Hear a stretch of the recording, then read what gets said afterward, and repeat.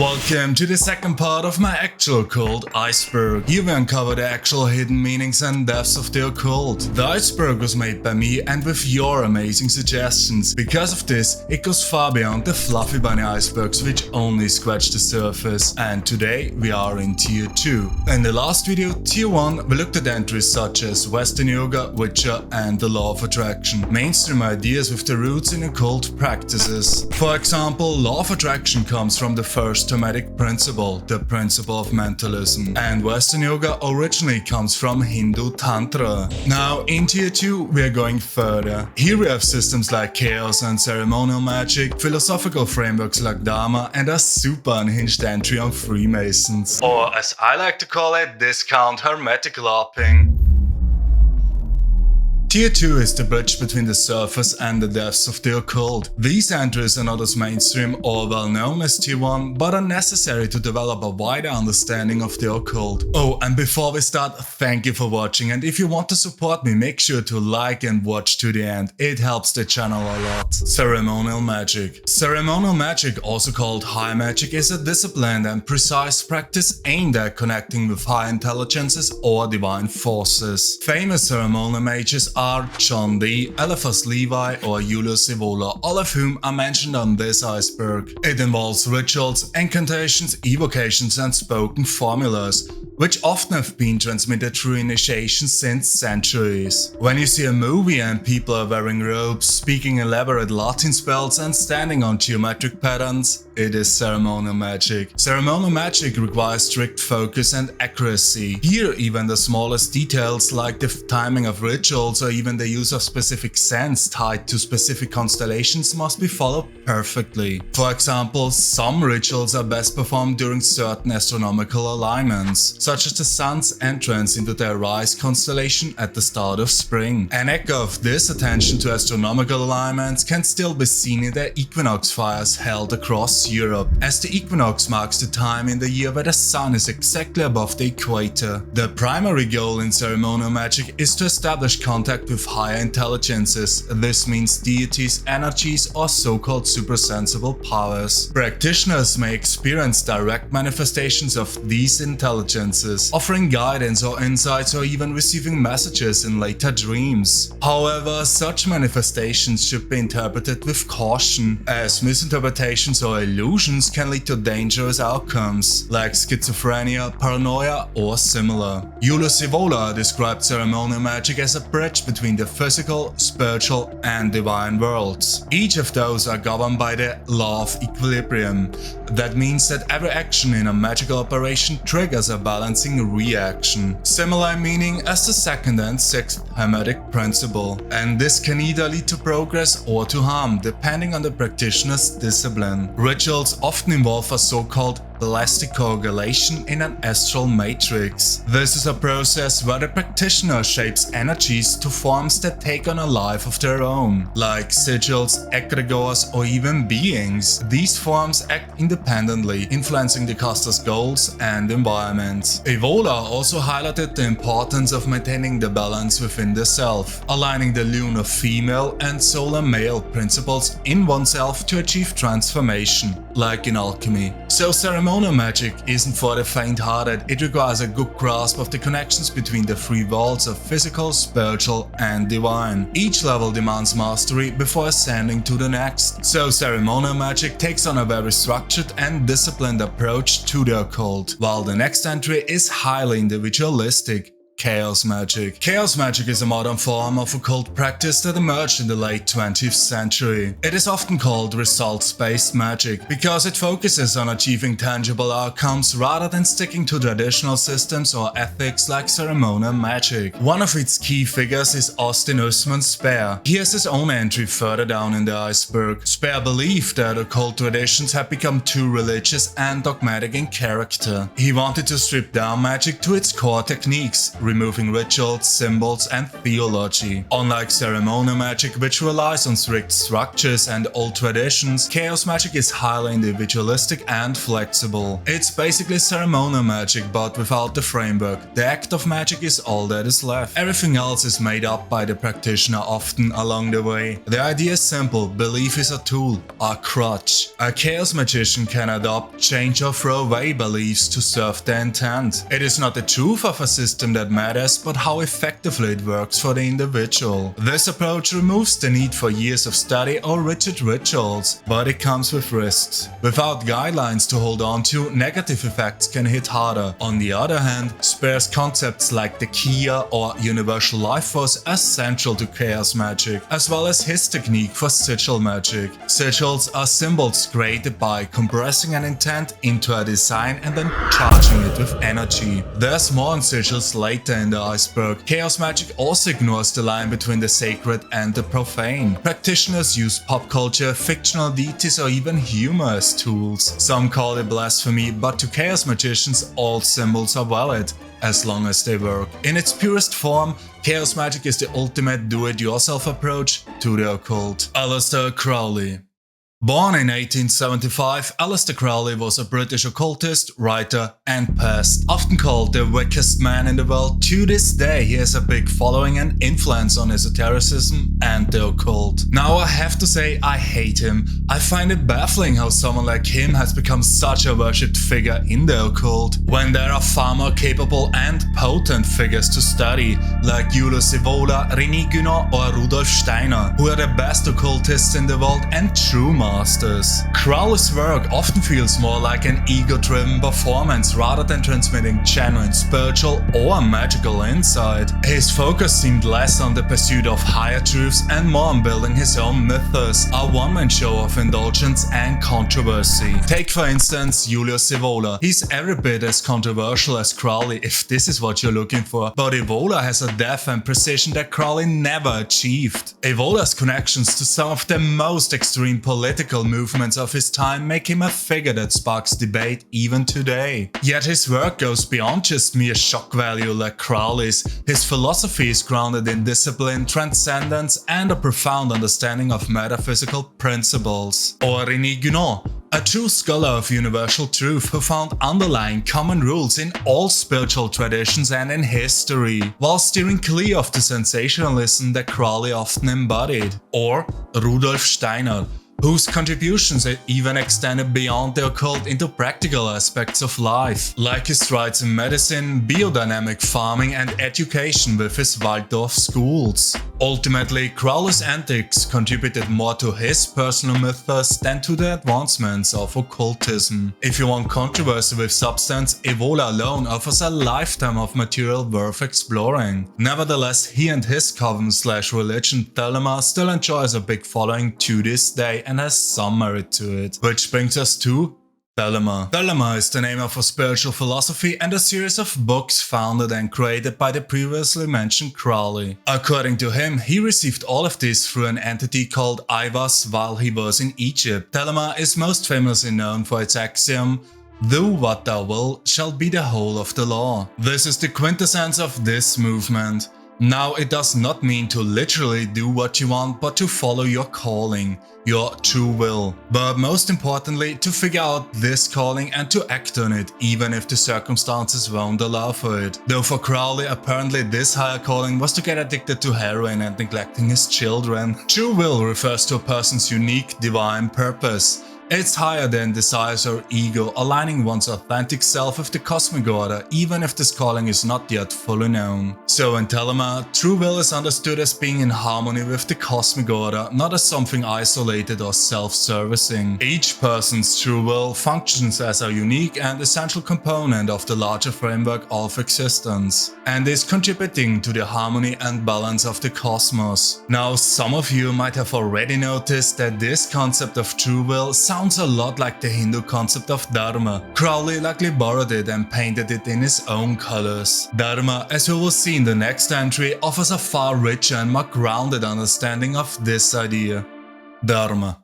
Dharma is a key concept in Hinduism, often translated as duty, righteousness or moral order, though it cannot be accurately translated into English. It represents the unspoken laws that shape the universe and extends to each person's unique roles and abilities. Every individual has their own Dharma, a path aligned with their true nature. Unlike fate or destiny, Dharma is not something that's imposed on you, but the truest expression of your inner purpose, even if you do not know it yet. It's something to discover and to embody, much like true will and Thelema teaches. The Bhagavad Gita, one of the most important scriptures in Hinduism, mentions Dharma and its importance a lot. For example, in chapter 3, verse 35, it is better to live your own Dharma imperfectly than to live someone else's Dharma perfectly. This tells us to follow our own path, even when it's challenging, rather than taking on roles that don't align with our true self, even if we would excel at them. Dharma also includes societal roles, known as Varna,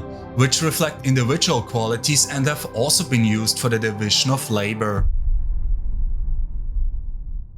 The Varna are Shudra, workers and craftsmen; laborers, people who find fulfillment in manual work and service; Vaishya, merchants and administrators, civil servants, individuals drawn to commerce, organization and calculation; Kshatriya, warriors and leaders, those who feel called to protect and lead with innate courage; Brahmin, spiritual teachers and priests, those dedicated to spiritual exploration and guidance. So Dharma is about fulfilling one's highest potential and living in alignment with one's true self. Its timeless principles have even influenced psychology. The Jungian archetypes draw inspiration from the Varna and are partly based on it. For example, the caregiver and innocent corresponds to Shudra, the everyman and ruler to the Vaishya, the hero and explorer to the Kshatriya, the sage or magician to the Brahmin. Ritualistic ecstatic dancing.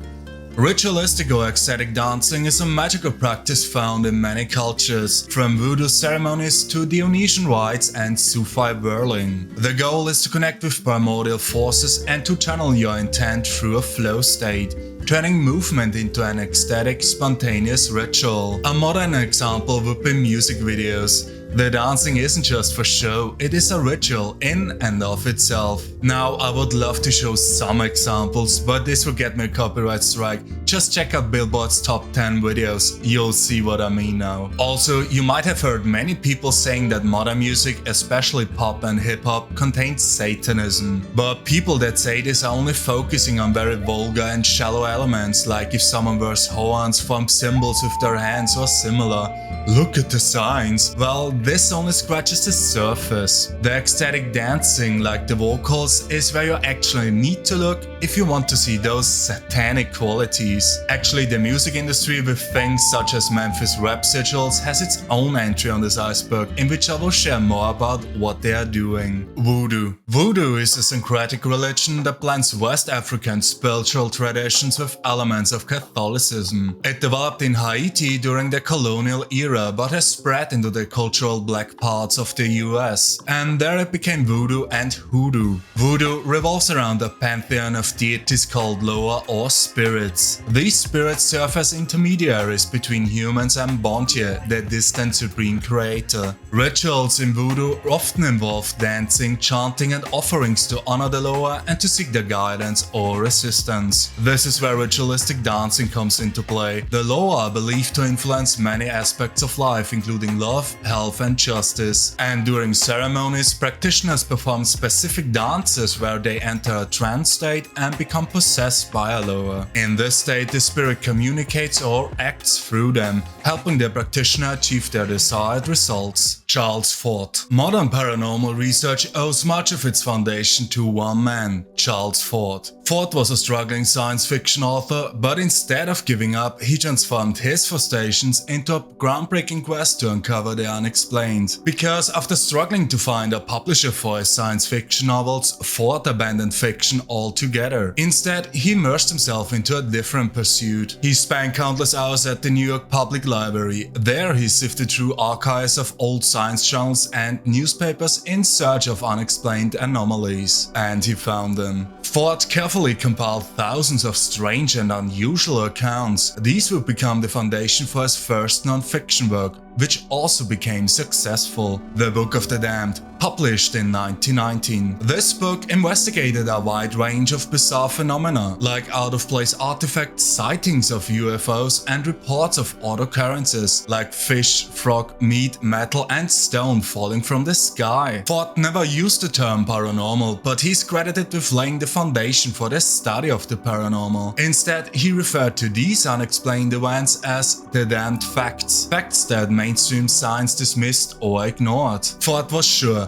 that by excluding evidence that didn't fit neatly into established theories, scientists were crafting an incomplete picture of reality. He argued that this selective approach led to flawed conclusions about how the natural world truly works. Because of this, he became the namesake for the term fortean, which is used to describe someone who investigates paranormal phenomena. So over a century ago, Ford and his followers, the forteans, began to question the scientific dogma of their time. The refusal of science trademark to entertain ideas outside accepted norms. For forteans, they ignored anomalies that damned facts were just as crucial as established science, since they are offering glimpses into a reality beyond accepted beliefs. To this day, his work continues to inspire modern paranormal researchers and challenges the accepted view of science. Freemasons. Of course, no Occult Iceberg or guest list of artists would be complete without Freemasonry, or as I like to call it, discount hermetic LARPing. Freemasonry started out in the 1400s as a fraternal organization of actual stonemasons and builders, since the art of masonry can be used to express aspects of spiritual processes, and these elements still remain in some forms of modern Freemasonry. Originally, they followed hermetic teachings, but Christian persecution forced them to blend in, adopting Christian elements like a nameless false god to survive. And what many don't know is that the Inquisition lasted well into the 1800s. This adaptation, however, led them astray. Over time, the lower circles of Freemasonry became entangled in Christian dogmas, losing sight of their original intent. Meanwhile, the higher circles kept a deeper, so-called Atlantean knowledge, but focused on worldly influence, politics and social manipulation. In the 1700s, Freemasonry began expanding into North America and Britain, notably holding the famous Freemason conferences, which started in 1775 in London, and the founding fathers of the US were Masons too. However, their increasing political meddling in Europe sparked resistance. Emperor Napoleon, for example, wasn't someone they could boss around like today's spineless leaders. After the French Revolution and his rise to power, Napoleon unified and took control of the French lodges, forcing them to submit to his rule or face the guillotine. Ironically, those were the Freemasons that had caused the revolution in the first place. The vast majority of Freemasons outside of France, seeing the writing on the wall, fled continental Europe, centralizing in Britain and the US. And these now exiled Freemasons, still bitter over Napoleon's actions, coerced Britain to remain at war with France, leading to the many Napoleonic Wars. Those who remained became what is now known as continental Freemasonry, while the exiled Freemasons formed the United Grand Lodge of England, the dominant force in world Freemasonry. To this day, these groups maintain a rivalry, with the Anglo lodges labeling continental Freemasonry as irregulars, despite them being the ones that fled and left them behind. This set Freemasonry on a course we know from our modern times, where their focus shifted to worldly affairs, riches, debauchery and political manipulation, abandoning pursuits like magic, spirituality and enlightenment. Figures like René Guenon and Evola criticized modern Freemasonry as being nothing more than a hollow shell, stripped of its spiritual foundation. Freemasonry may claim to be open to all, but this is merely a facade, and a poor one at that. The real power lies within an unnamed inner circle, much like the grey eminences of politics. And they are operating in secrecy and pulling the strings behind the scenes. The lower circles serve as the public face, insisting Freemasonry isn't all that, it's about community work and charity, but most of them don't know any better. They are unwittingly used as strawmen by the higher circles, the true architects of influence. And that wraps up Tier 2. In the next video, we will go deeper in Tier 3, with entries such as the Rosicrucian Order, which are the predecessors to Freemasonry, Plato and Austin Usman's